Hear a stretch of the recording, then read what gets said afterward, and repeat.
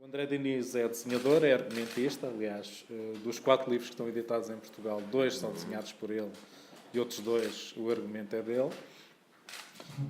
Ele está cá em Coimbra também aproveitando o Coimbra BD, onde tem uma exposição dedicada a 2 dos trabalhos, ao Morro da Favela e ao próximo livro dele, que vai ser editado também em Portugal, que é uma adaptação à banda desenhada do Idiota do Dostoiévski, mas que é uma adaptação inteiramente sem palavras. Portanto, ele pegou num romance e daí extraiu uma história contada em silêncio e com um trabalho impressionante. Desse livro, O Idiota, vão estar expostos na Casa Municipal da Cultura uma série de estudos preparatórios, esboços, que são todos também digitais, embora alguns, mesmo o próprio papel pareça que foram feitos num caderno de quadriculado, não é tudo mesmo digital. E pronto, e vamos falar um bocado também do método de trabalho dele, da situação no Brasil, mas começamos, acho que o melhor é começarmos mesmo pelo início, ou seja, André, como é que você começou a fazer histórias em quadrinhos? Começou com os fanzines? Bom, deixa antes de falar isso, só para não vou ser nem um pouco original em falar isso, eu sei, mas é de coração. Antes de tudo, quem tem que agradecer de estar aqui sou eu. É um privilégio, assim, é uma honra absurda estar aqui. Né? A gente lá do Brasil, Universidade de Coimbra, nossa, isso tem um peso ali para a gente que de repente vocês aqui nem têm noção. Muitos aqui têm, mas é realmente uma honra muito grande. E qual foi a pergunta? Desculpa, já começamos? Era mesmo como é que foi o seu começo nos quadrinhos? Então, olha, às vezes me perguntam assim, como é que você se tornou um profissional dos quadrinhos? Como é que foi seu começo? Como que você começou a trabalhar com quadrinhos? Aí, assim, depende. O que você considera trabalhar com quadrinhos? Porque se for trabalhar no sentido de realmente, né, ganhar vida, ganhar ali, pagar as contas, coisas assim, eu estou começando ainda. Estou ainda na busca. Mas vamos lá, aquele primeiro momento ali que eu comecei a ter uma produção e chegar aos meus primeiros leitores foi em 94, 95, por aí. Era uma idade das trevas ali no Brasil, quando a gente fala da BD, né? Não, nós tivemos períodos antes, anos 70, anos 80, com grande produção para as bancas de jornal, né? E de repente, ali nos anos 90, velho, só um parênteses, eu nem vou falar, nem vou parar muito para falar de Maurício de Souza, porque ele é um caso absolutamente, infelizmente, ele não ilustra o nosso mercado. Ele está lá nos anos 70 até hoje, com o mesmo peso, com a mesma força. O país já mudou de ditadura e democracia, já está numa coisa que a gente não sabe o que é. Mudou a moeda umas 6 vezes e tal, e ele está ali, as revistas com o mesmo logotipo, os personagens com aquela... Está ali firme e forte. Então, né, felizmente para ele não ilustra nada desse processo todo. Né? Mas então saímos ali de um período forte, né, da BD em banca, havia muito, nos anos 70, 80, muito Sim, de terror. aquelas revistas do Chiclete com Banana. Depois dos anos 80, Chiclete com Banana. Animal também, isso é tudo anos 80. Tudo anos 80, segunda metade dos 80. E chegamos nos anos 90, teve a época lá do presidente Collor, que foi justamente, né, o que sofreu impeachment, depois o primeiro presidente eleito ali, depois, né, e foi metade das trevas ali para a cultura em geral. Sim, primeira metade dos anos 90, contamos no Deus das Mãos, por exemplo, os números de filmes brasileiros que foram feitos. E ali naquele momento eu queria publicar e não havia quase eventos, não conhecia quase pessoas ali que fizessem BD. E comecei a fazer histórias curtas assim, a imprimir, eu pegava uma folha A4, dividia no meio, cortava, enfim, fazia um fanzine de 8 páginas com uma folha A4 frente e verso, na verdade. E colocava para distribuir ali nas lojas, fazia uma tiragem de 500 exemplares, depois eu fui saber que era uma mega tiragem para fanzines.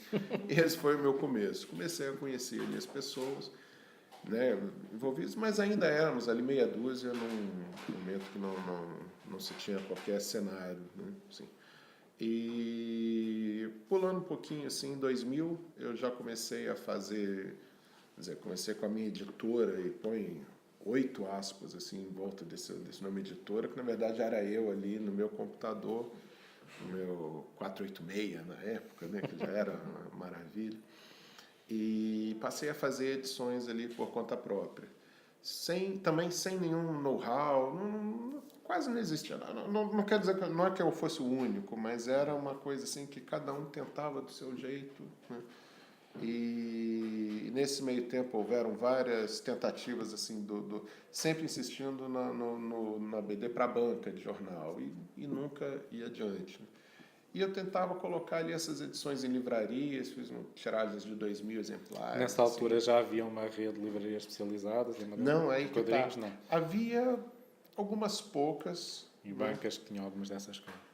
Mas nessas, ok, o trânsito ele era livre, mas eram muito poucos lugares. E nas livrarias, em geral, quando eu chegava ali, abria a boca e falava a palavra quadrinho, a porta se fechava. Não, nós não trabalhamos com quadrinho.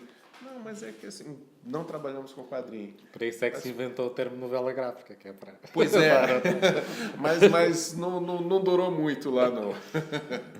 E as primeiras edições ali, e assim, e até tinha algumas coisas isoladas, mas as livrarias não tinham espaço para isso. Então, por exemplo, você via, quando raramente acontecia de chegar um Manara ali, o quadrinho é ou para a sessão de humor ou infantil. Então eu já vi Manara na sessão infantil, já vi o Maus do Art Spiegelman sobre o Holocausto em sessão de humor, né? Assim. E aí o cenário era esse, né? Então eu queria fazer ali, né, histórias um pouco mais encorpadas do que eu fazia na época do fanzine. Comecei a fazer por conta própria e era esse cenário hostil. Mas o que E estamos a falar 2000 e pouco, sim? Sim, eu já dei um salto, porque esse primeiro período Claro. era... Né, e aí eu tive a felicidade de fazer uma BD com o Flávio Colim, que foi um dos nossos maiores desenhistas, assim, e uma pena que o trabalho dele ele morreu com 72 anos em 2002, né? E ainda hoje o trabalho dele seria moderno. Ele veio dessa geração que fazia quadrinhos de terror, né, para a banca e tal, e um trabalho maravilhoso, né? Aliás, só uma parte, foi um dos autores de terror que foi discípulo de um autor português, que foi o Jaime Cortês. Jaime Cortês, sim. Que foi para o Brasil muito novo e que foi importantíssimo em termos de desenvolvimento dos quadrinhos de terror no Brasil. Ele talvez, toda essa gente dele. bebeu no Jaime Cortês, e o Colin foi um dos que trabalhou nessas revistas da Editora La Selva e de outras editoras. E aí até a forma como eu cheguei a ele ilustra muito, né, desse momento, porque ele uma pessoa de um talento ímpar, e eu cheguei para ele, fiz o convite de ele ilustrar um argumento meu, que era sobre um tema, sobre o Coronel Fawcett, um inglês que foi ao Brasil no começo do século, descobriu uma cidade, enfim, né, um tema que eu sabia que ele se interessava também. E fiz o convite e ofereci uma miséria, assim, de pagamento, era o que eu tinha ali, assim. Ele educadamente disse que não, claro, tal, quase falando que eu também não aceitaria, né? O convite, você vai já quase pedindo desculpa. E aí, um mês depois, ele me ligou perguntando se ainda estava em aberta aquela oportunidade. Quer dizer, isso 2000, né? Fomos ver, né? 16, 17 anos atrás. Mesmo para uma pessoa, não havia trabalho. E foi muito bom para mim, porque acho que, né, num primeiro momento as pessoas iam comprar ali o trabalho do Colim, descobriram o meu trabalho como argumentista, e aí também foi uma edição, ganhou vários prêmios, teve uma resposta muito interessante ali na época, e me abriu muitas portas também. E aí mas aí nos anos seguintes, assim, isso falando desse marasmo em 2000, 2001. 2005, por exemplo, o cenário já tinha mudado muito. Já haviam editoras, já havia um espaço ali nas livrarias. Lembro-me que cá, pelo menos, chegavam as coisas da Devir, aquelas tiras do Laerte, do Angeli, Sim. do González, de Nicolásia, e os livros do Mutarelli. Também saíram uma data deles nessa altura. O Mutarelli foi um caso meio à parte. Anos 90 ele lançava graphic novels lá, né? Assim, edições, álbuns, ele era único. Mas aí, a partir desse momento, começou a aparecer muitos nomes que estão até hoje ali, né, produzindo, assim. E começou a se dar um pouco aquele efeito bola de neve, né? Porque aí mais pessoas... Eu acho que o pontapé foi muito a internet. Nós passamos ali a ter uma mídia falando sobre a BD, passamos a ter os autores a trocar ideias. Então, começamos a ter mais pessoas interessadas em fazer BD. De repente, uma pessoa, um desenhista, um desenhador, um argumentista de talento que, em outro momento, procuraria fazer outra coisa, que não tinha por que fazer BD, acabou começando a achar interessante, já que tinha uma estrutura inicial. Então, quanto mais pessoas, né, gente de talento fazendo, aí a mídia começou a falar um pouco mais, aí começou a abrir um espaço, né, as editoras e tal. Então, foi num crescente assim, muito interessante. E de 2000 a 2010, por exemplo, outra, mudou muito. 2000 eu faço uma editora ali nas coxas, porque não é de qualquer jeito, porque eu não tinha a menor perspectiva de alguém me publicar. Eu fiz por causa disso, né? Em 2005 eu já tinha ali livros publicados por editoras, né? Então foi realmente um crescimento muito grande. E eu acho que eu colho até hoje o fruto assim, de ter estado ali, mais uma vez, né? Eu não era o único, não sou pioneiro de nada, pelo amor de Deus, não quero passar essa ideia. Mas eu estive ali num momento um pouco antes desse momento muito interessante que se formou lá hoje, né? Muito bem. E o teu primeiro livro, qual foi? Olha, o primeiro a sair por uma editora mesmo, sim, oficialmente, foi o Chalaça, que era uma figura muito curiosa, era o amigo pessoal do nosso Dom Pedro I, do Dom Pedro IV, filho de vocês. E era um fanfarrão, né? Era uma figura bem curiosa. O termo Chalaça. Sim, né? Ele ganhou essa alcunha não por acaso, né? E com o desenho do Antônio Éder, um parceiro meu, nesse momento eu investia muito mais ali, eu trabalhava muito mais com argumento, preferia essa parceria, né? Fazer o argumento e chamar outros desenhadores, né?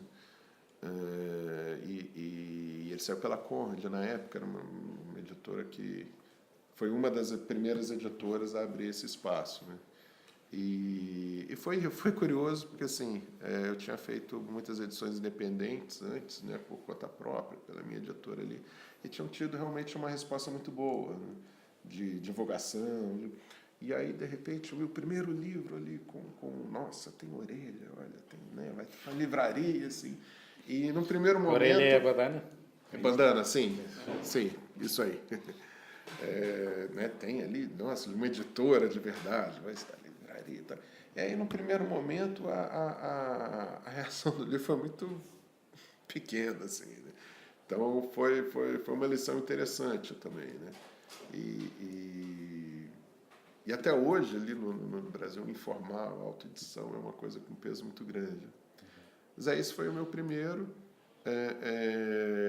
Até então era uma época que eu investia mais ali como que eu trabalhava. Já tinha feito, na época dos fanzines, principalmente BDs que eu escrevia e desenhava, mas eu achava assim, que eu contava uma história com desenhos, mas eu achava que onde eu realmente tinha algo a acrescentar eram com os argumentos, né?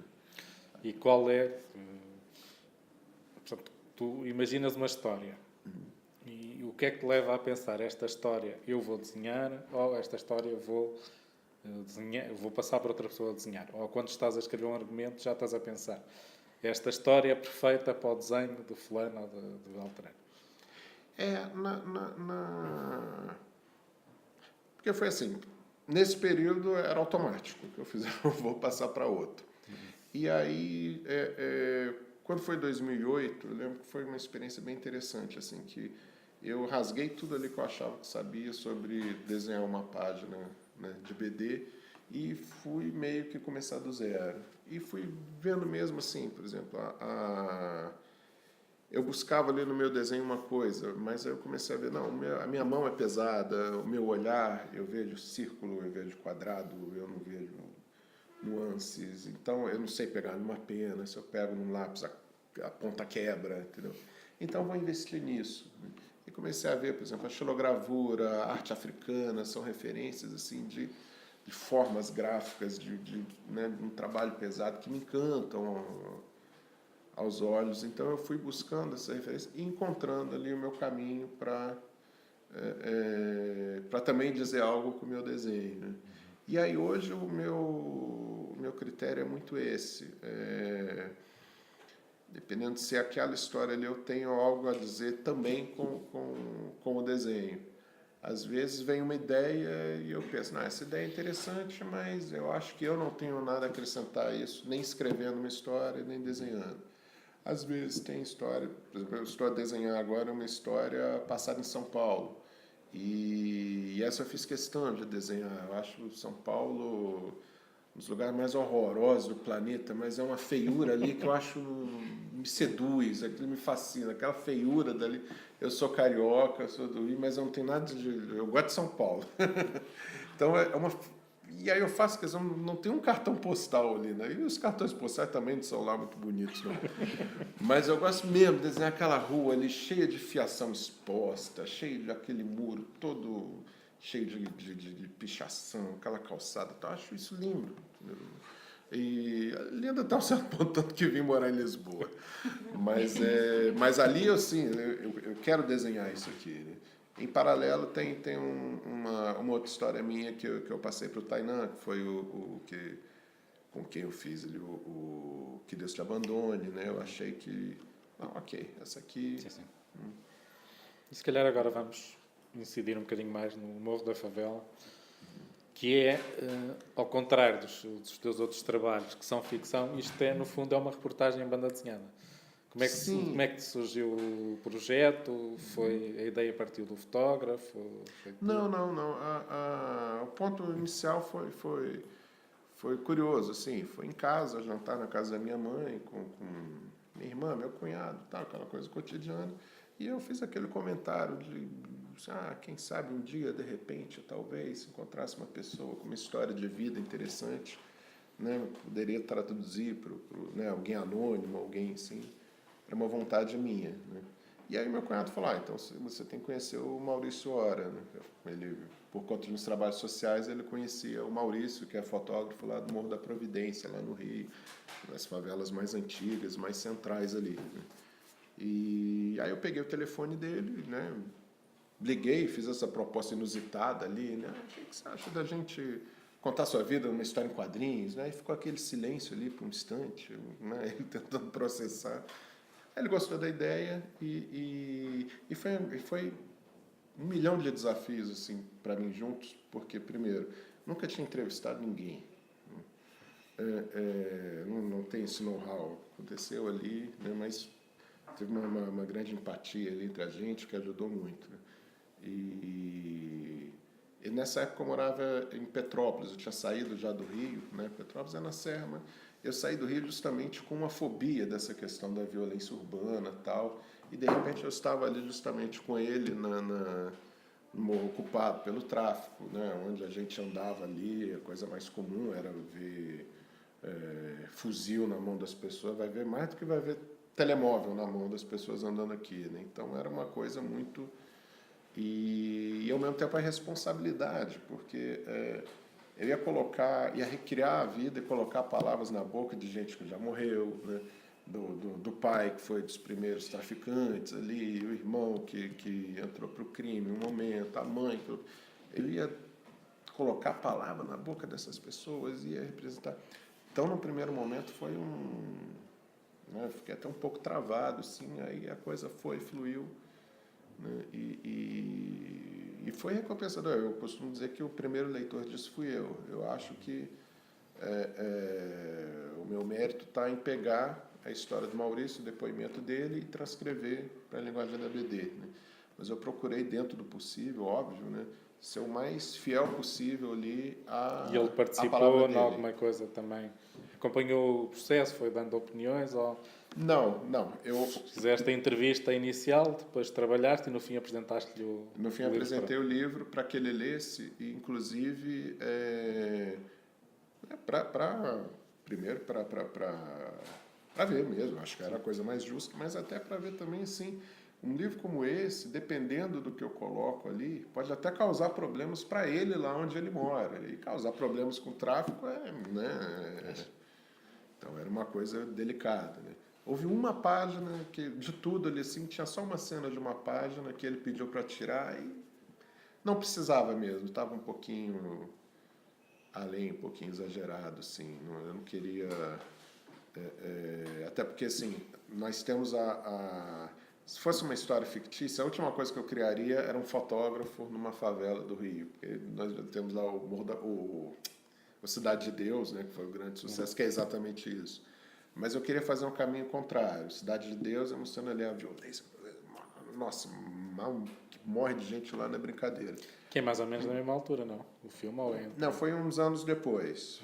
Já foi uns anos depois. Mas eu queria justamente o contrário. Eu queria mostrar ali justamente a vida dele, o cotidiano, as coisas pequenas ele assim. E claro, nem teria como não deixar de ser essa violência toda, essa coisa em torno, né? Ali a coisa acontecendo, né? A violência está aí o tempo todo. Na verdade, tem uma cena só que aparece uma cena de tiroteio, uma morte. O resto é aquilo implícito, aquilo que eu acho que é o mais cruel, né? A gente vê que saiu de uma coisa de um filme de ação e virou mesmo, é uma violência que faz parte da vida das pessoas. De repente não mata ela ali com um tiro, mas mata aos pouquinhos, acaba... Né? Então,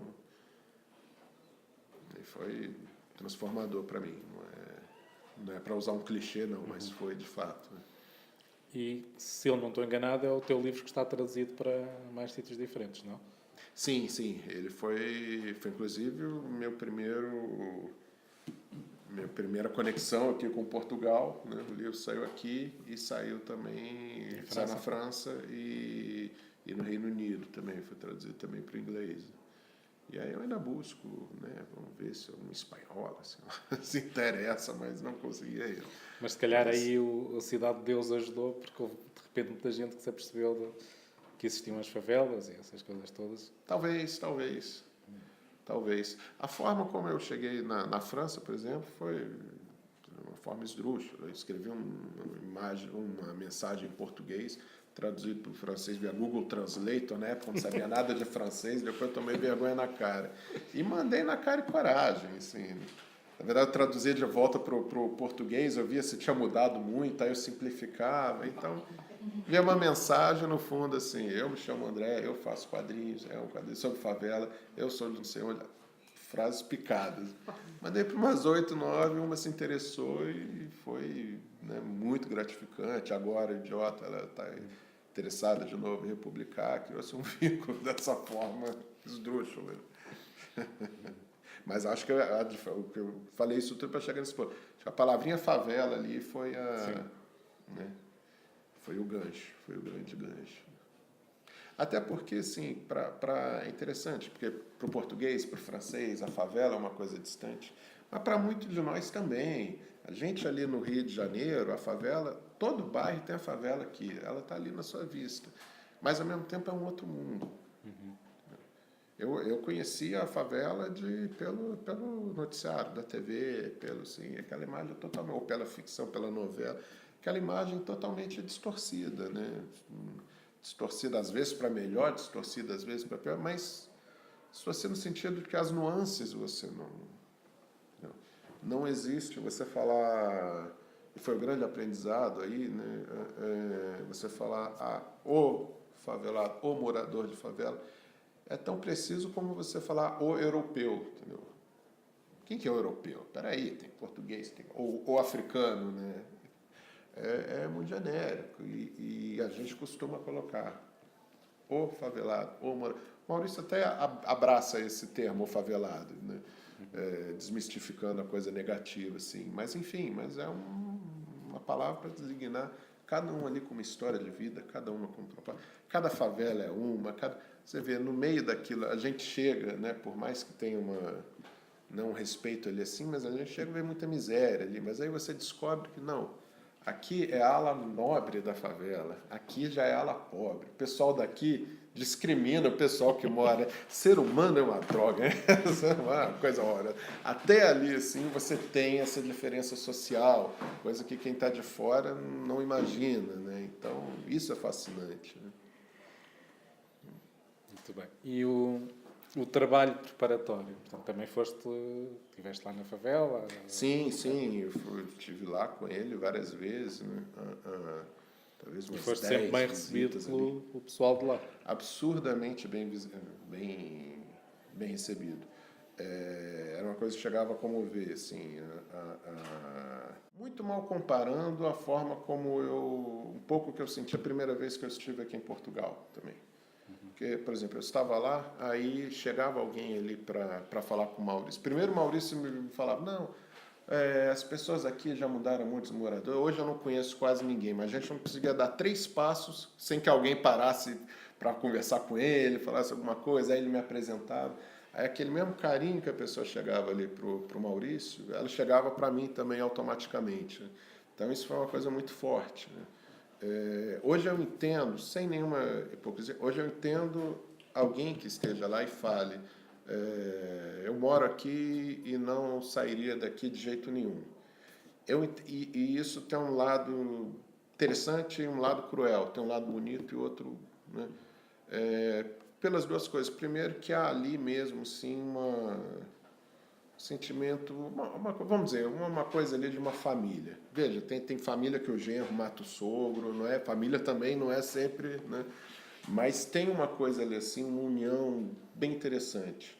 E tem um lado também o seguinte, às vezes a pessoa sai de lá para ir morar em um outro bairro, uma coisa ali, essa coisa da ascensão social, esse apartheid social, nós estamos a falar disso no Brasil, é muito forte, né?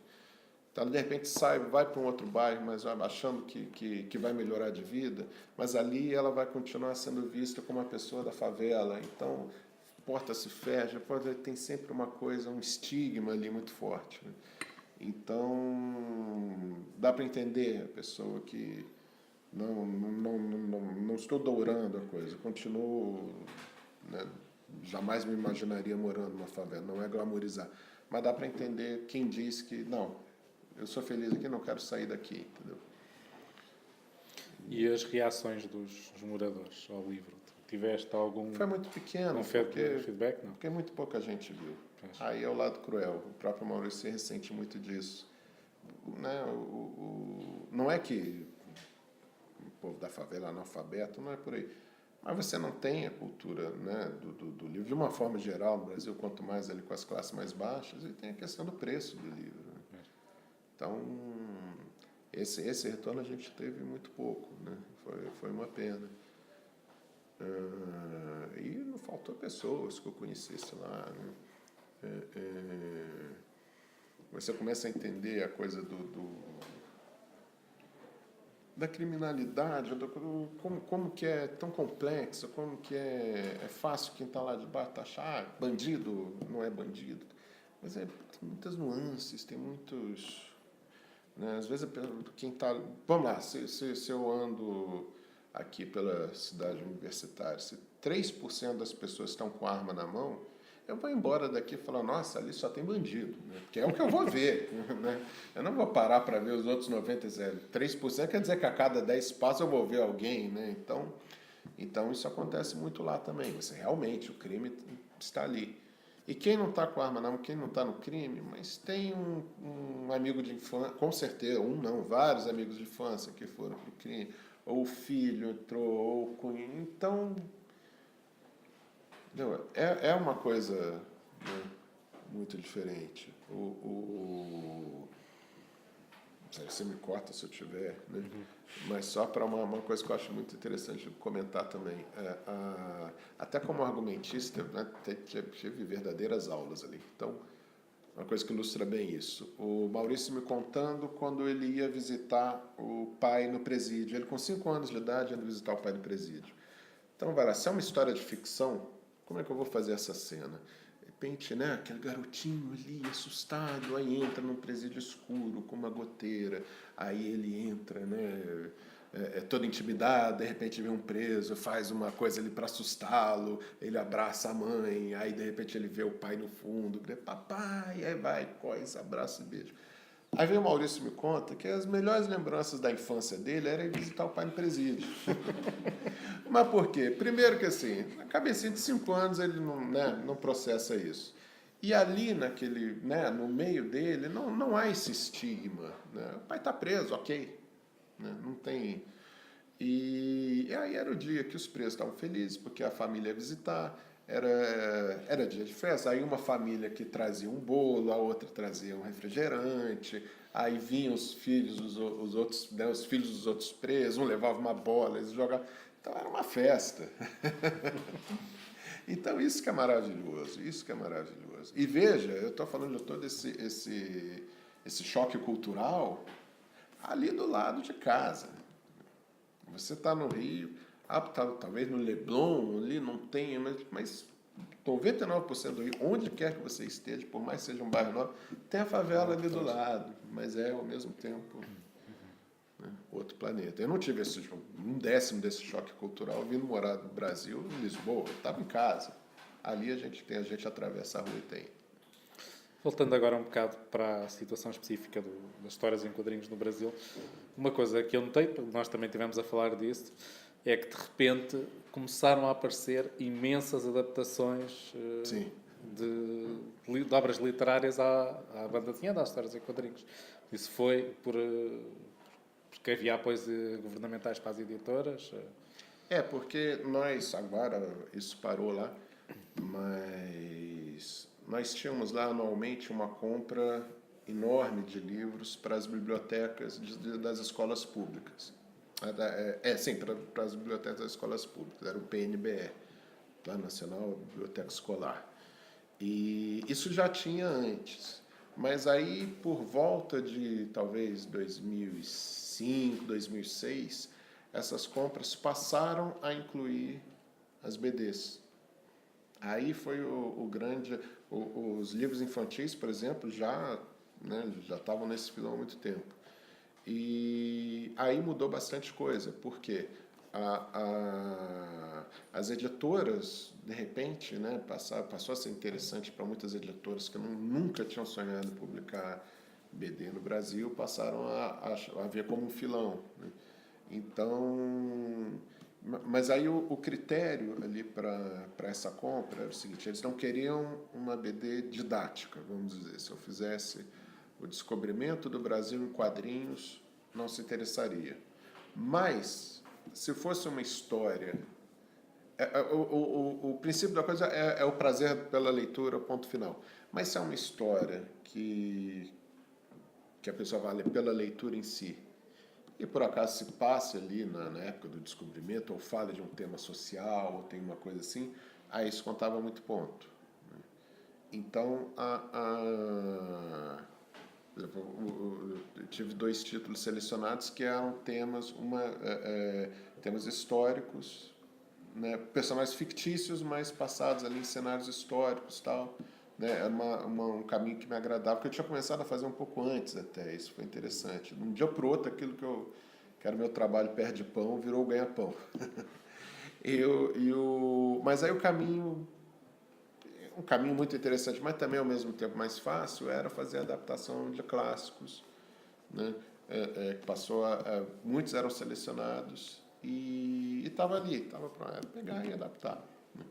Então você tinha mas aí, né, tudo veio lado bom dos problemas. Você tinha desde títulos ali que você via que o autor pegava e ia adaptar aquilo, independente, né, de compra ou não, tinha uma paixão. E tinha livros que você percebia ali que o autor via, né, livro aborrecido, tal, mas vamos lá, tem que fazer, vamos fazer, né? E o autor acaba se traindo, né, porque às vezes tem uma cena ali vamos dizer, pode ter um livro que tem uma cena ali de um tumulto, de uma confusão, que seja uma delícia de desenhar, mas para a história mesmo nem tem tanta relevância, e às vezes um olhar de um para o outro, ou uma frase ali que parece que não significa nada, é a chave do livro. E aí esse autor passa direto ali por essa cena da frase, vai na cena do tumulto. Falei, esse autor, não estou me referindo a ninguém específico, não, é uma coisa geral. Né? E com isso acabou que sobrecarregou um pouco essa questão das adaptações lá também. Por um lado, virou um caminho interessante, por outro, nós chegávamos a fazer piada, por exemplo, que todo ano, esse prêmio HQ Mix, ele tem uma das críticas, assim, é que tem muitas categorias, né? E aí nós brincávamos, por exemplo, tem que incluir a categoria melhor adaptação do Dom Casmurro do ano, né? Melhor adaptação da Relíquia. Eram vários, às vezes, do mesmo livro, assim, para todos os gostos. Mas aí agora, nós estamos num momento lá, né, um governo totalmente hostil à cultura, a qualquer coisa, nem ensino, cultura e tal, mas, verdade seja dita, ele tinha parado até, esse programa parou até um ano antes, essa compra. Na verdade, ele não foi cancelado oficialmente, mas, se não me engano, 2015, 2014, seria selecionado, aí não divulgaram a seleção e ficou assim até hoje, né? E, por um lado, ajudou muito a impulsionar, né? Mesmo hoje, ali, sem um mercado propriamente, né, dito, mas o cenário das BDs no Brasil é realmente muito interessante. Talvez seja das mais interessantes do mundo, quantidade de gente e qualidade. Realmente, fomos uma idade das Nós trevas. mesmo em Portugal, de repente, percebemos a vitalidade do mercado brasileiro, olhando para o catálogo da Pulp. Tem editado imensos autores brasileiros, agora a Kingpin também vai começar a editar, portanto há imensa gente, também é um país enorme, um bocado como os futebolistas, qualquer sítio há 50 mil bons futebolistas, mas agora a nível dos quadrinhos tem acontecido um bocado a mesma coisa, temos descoberto imensa gente. Levoar publicou também o Bando 2, do Danilo Beruti. Pois é um cenário. E muitos são autores, porque normalmente o que chegava cá, tirando as coisas do Maurício, e mesmo o próprio Maurício, com as coleções das novelas, das graphic novels, sim. também está a abrir um bocado a linguagem, a descobrir, por exemplo, a Levoar publicou o Bando 2, porque o Sidney Guzmão recomendou, porque ele estava a trabalhar na coleção das graphic novels de Maurício com o astronauta Magnetar. Sim. E pronto, e mesmo os génios, o Moon e o Ba também, mas pronto, esses acabaram por chegar um bocado via Estados Unidos. Eles já são um caso mais à parte, né? São autores brasileiros, mas, né? Embora o livro que eles publicaram cá, que é o Day Tripper, é uma história que se passa no Brasil, passa-se no Rio, passa-se na Bahia, em montes de sítios, mas foi feita para o mercado americano. Ele foi escrito originalmente em inglês e depois foi traduzido. A versão portuguesa é uma tradução para o português, porque o original é em inglês. Pois é. Foi um outro caminho ali, assim. Mas nota-se que há uma vitalidade tremenda do mercado brasileiro, o que significa que há editoras para isso. Porque... Pois é, veja, eu até separei aqui assim, mercado e cenário, não meio por acaso. Quando a gente fala mercado, né, imaginando ali assim, é um mercado muito frágil, é muito pequeno. Né? Agora, em termos de cenário das coisas, do que está se produzindo, é gigantesco. Né? Gigantesco, claro, não vamos comparar com França, que é covardia. Mas, por exemplo, eu estava até a ver, antes de vir para cá, justamente o prêmio HQ Mix, eles fizeram, a partir de 2015, eles começaram a listar todas as, pelo menos dentro do que é possível a eles, tudo que foi produzido, né, no ano. Então, por exemplo, juntando edições independentes com edições, são mais de 500 em 2015. Aí os indicados ali, quer dizer, né, todos ali listados como desenhadores, possíveis indicados para desenhadores. Quase 300 nomes. Argumentistas também, entendeu? Isso 10, 12 anos atrás, sentava todo mundo nessa mesa. A gente sabia, todo mundo se conhecia, todo mundo sabia, porque era... E você conseguia ler tudo que saía, até aquilo que era publicado. Você já sabia de antemão que não ia gostar, mas você comprava e lia, porque era o que tinha. Hoje está muito, muito interessante, porque assim, você tem até segmentos, entendeu? Então, você tem, por exemplo, desde do pessoal lá da... Ai, na hora de citar nomes, eu sou da... Já vou lembrar o nome do estúdio, comandada pelo Cleves Júnior, fazendo uma linha de quadrinhos bem inspirados do quadrinho norte-americano. Você tem... E ainda tem um monte de gente a trabalhar diretamente para o mercado sem falar americano. nisso, sim, sem falar nisso. Você tem boa parte do que é publicado hoje é publicado em edições do próprio autor. O grosso hoje se dá edições do próprio autor. Muitos ali o autor pega o dinheiro do bolso e imprime e vende nos festivais e dá vazão. Claro, estamos a falar de tiradas de 1.000, 2.000 exemplares e tal, mas dá vazão nos festivais e nas lojas especializadas. Nós temos de uns 2, 3 anos para cá o fenômeno do crowdfunding, né, aquele financiamento ali pela internet, que começa a dar uns sinais de desgaste ali, mas enfim, está se produzindo muito por conta disso, né? A quantidade de spam, de gente marcando o Facebook é um inferno, mas enfim, a coisa acontece, então é lindo, pronto. Mas tem as pessoas, né, os artistas fazem tiras para jornais, fazem tiras para a internet. Aí tem uma coisa interessante que às vezes temos para você ver como que ficou diverso. Às vezes tem, por exemplo, isso aqui, eu tive a felicidade de ganhar vários prêmios, assim, críticas positivas, né? De repente tem ali, de repente, autores que não ganharam prêmios. Se você conversar ali na rodinha do pessoal que faz BD, ou dos jornalistas, ou dos acadêmicos, ninguém gosta, ok, sim, mas não. E aí o trabalho que ele faz ali, coloca as tiras ali na internet, todo mundo meio que torce o nariz, e de repente ele tem a visitação ali de 60, 70 mil por mês. Você vê pessoas que não tem nada a ver com BD, às vezes compartilhando tiras no Facebook. Você tem, num evento propriamente, ele está meio ali isolado, mas a fila de gente para autografar é enorme. Então isso é muito interessante também. Você começa a ter até nichos, você começa a ter dissidências e... Aí fofocas, invejas, tal, mas é o lado, vamos dizer, acho que são os bons problemas, porque há um tempo atrás a gente não tinha nada disso, porque não existia, né? Não existia cenário ali, não existia algo para um invejar do outro, entendeu? Porque ninguém publicava fora do país, ninguém ganhava nota ali no jornal, ninguém era selecionado, por exemplo, para a coleção da Graphic MSP, entendeu? Que dá um destaque maravilhoso.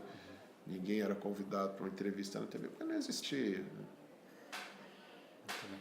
E agora, se calhar, falamos um bocadinho do Idiota, que é o teu mais recente trabalho, que irá ser este ano também em Portugal.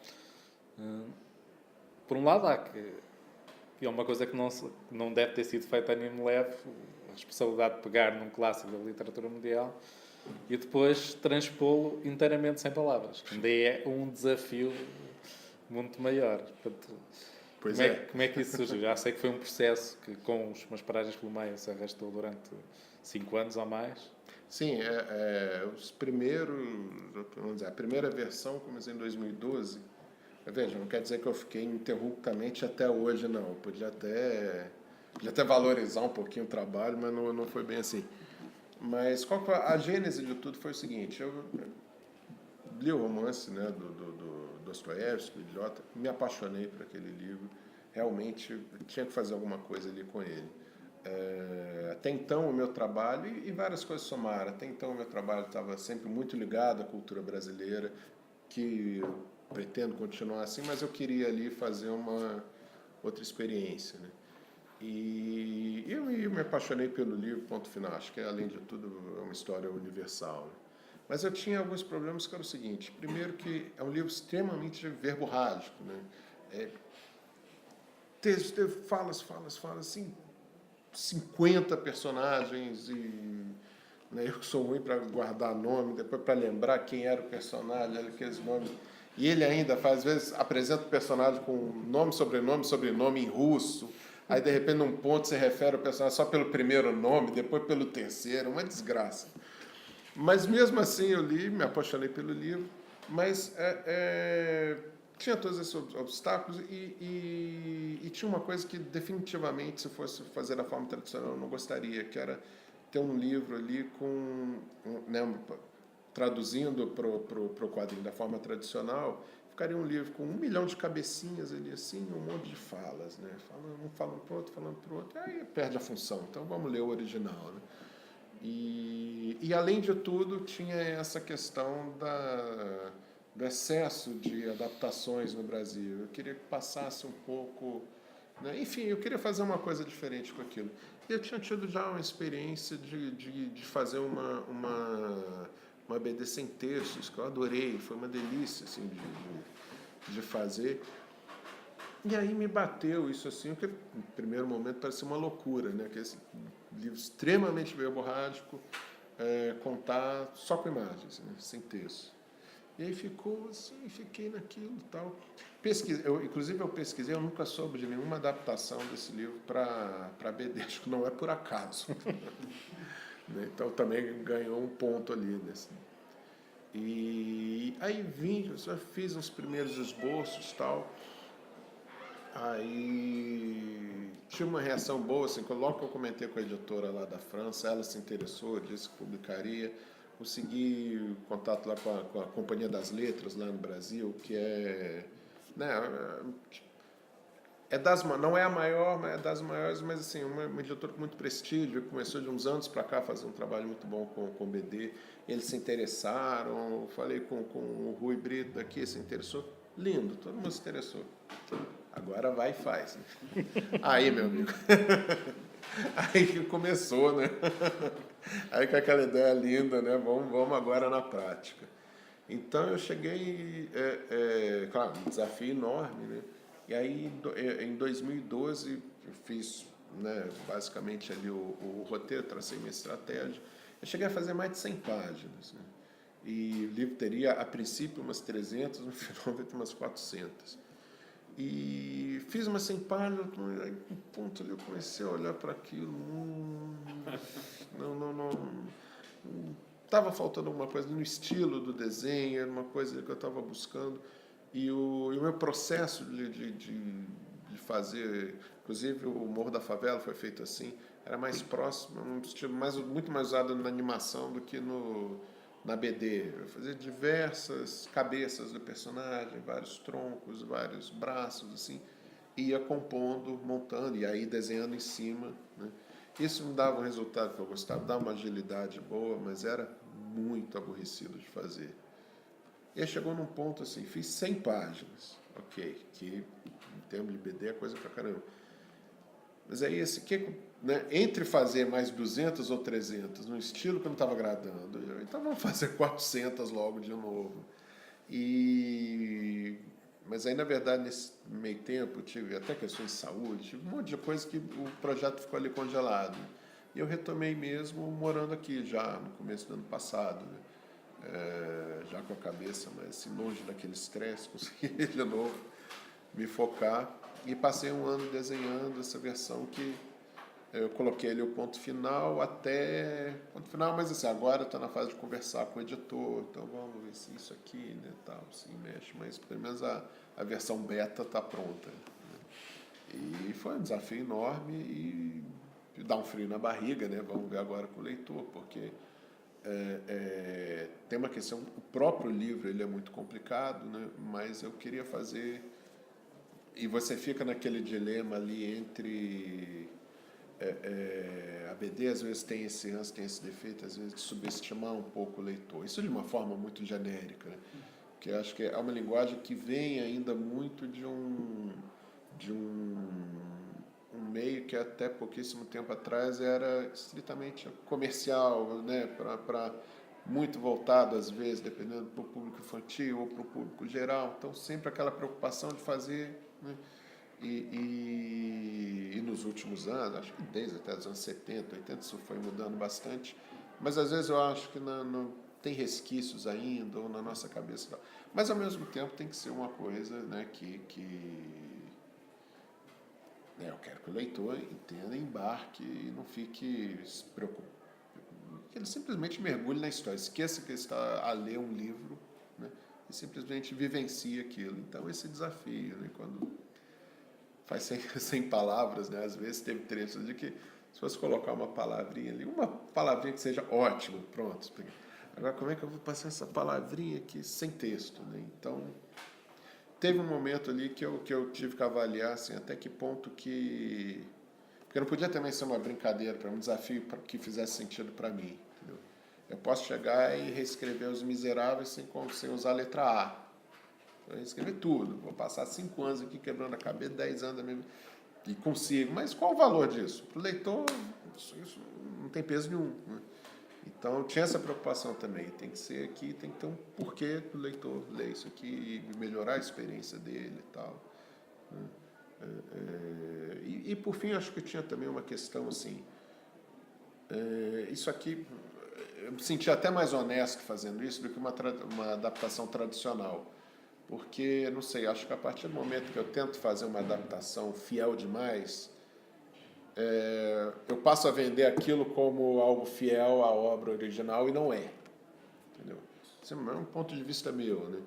Então, eu acho que a partir do momento que, olha, você tem aqui na livraria o livro, né, traduzido do russo, mas escrito no século XIX, né, pelo autor, né, original, tal. E você tem aqui do lado uma BD desenhada em 2017 num iPad Pro sem texto para um brasileiro. Então acho que fica bem claro, assim, olha, experiências diferentes, né? Assim, esse é o livro dele, esse é o meu livro, né, vindo aqui totalmente inspirado nele. Não é a mesma experiência, definitivamente, né? Esse aqui é cheio de palavras, esse aqui não tem nenhuma. Então, acho que até na minha cabeça isso se processou melhor, né?